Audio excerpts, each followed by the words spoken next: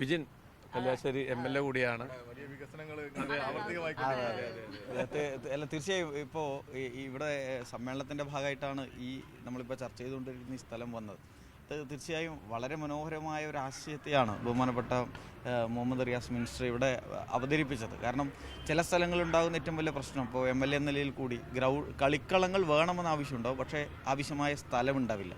അത് ഒരു പ്രധാനപ്പെട്ട പ്രശ്നമായിട്ട് പലപ്പോഴും വരാറുണ്ട്. പക്ഷേ ഇത് നമ്മളവിടെ ഇപ്പോൾ ഇത് പറഞ്ഞപ്പോൾ മിനിസ്റ്റർ തന്നെ പറഞ്ഞത് കല്യാശ്ശേരിയിലും ആലോചിച്ചോളൂ, അങ്ങനത്തെ സ്ഥലം ഉണ്ടെങ്കിൽ കല്യാശ്ശേരിക്കും തരാം എന്നാണ് മിനിസ്റ്റർ പറയുന്നത്. അതായത് ഒരു ഐഡിയ എന്തെങ്കിലും കല്യാശ്ശേരി തീർച്ചയായും അത് അവിടെയുള്ള ഇത്ര ഒരു സ്പേസിനെ കണ്ടെത്താനുള്ള ഒരു ഓട്ടോ ആരംഭിച്ചിട്ടുണ്ട്. ഏതായാലും മിനിസ്റ്റർ അത് കേരളത്തിലെ 140 മണ്ഡലങ്ങളിലേക്ക് എത്തിക്കുക എന്നതാണ് കൊല്ലത്ത് ഈ ഒരു ആശയം നടപ്പിലാക്കിക്കൊണ്ട്. കാരണം അതിമനോഹരമാണ്. കാരണം വോളിബോൾ കളിക്കാം, ബാസ്കറ്റ് ബോൾ കളിക്കാം, ബാഡ്മിൻ്റൺ കളിക്കാം, നടക്കാം, ഇരിക്കാം, കുട്ടികൾക്ക് കളിക്കാം, എല്ലാം ഈ പാലത്തിൻ്റെ അടിയിലെ വേസ്റ്റ് കടന്നുകൊണ്ടിരിക്കുന്ന ഒരു ഏരിയ ഇത്രയും മനോഹരമാക്കുക എന്നത് ഇത് തന്നെയാണ് നവകേരളം എന്ന ആശയത്തിൻ്റെ ഒരു പ്രധാനപ്പെട്ട ഭാഗം. ലോക രാഷ്ട്രങ്ങളോട് കിടപിടിക്കുന്ന ഒരു നാടായി കേരളത്തെ മാറ്റുക എന്നുള്ളതാണ് നവകേരളം എന്നതുകൊണ്ട് തന്നെ പിണറായി വിജയൻ ഗവൺമെൻറ് മുന്നോട്ട് വെക്കുന്നത്. അതിലേക്കുള്ള യാത്രയ്ക്ക് കരുത്തു പകരുന്ന ഒരു രേഖ കൂടിയാണ് ബഹുമാനപ്പെട്ട മുഖ്യമന്ത്രി ഇവിടെ അവതരിപ്പിച്ചത്. ഒരു സംശയവും വേണ്ട, ഇന്ത്യയിലെ മറ്റ് സംസ്ഥാനങ്ങളോടല്ല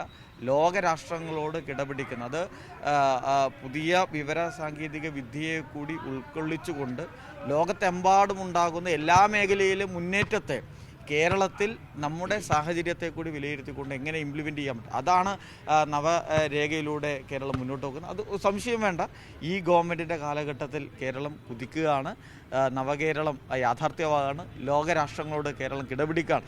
അതിൻ്റെ ഉദാഹരണങ്ങളാണ് ഇതൊക്കെ. അതിൻ്റെ ഒരു മനോഹാരിതയിലാണ് നമ്മളെല്ലാം നിൽക്കുന്നത്.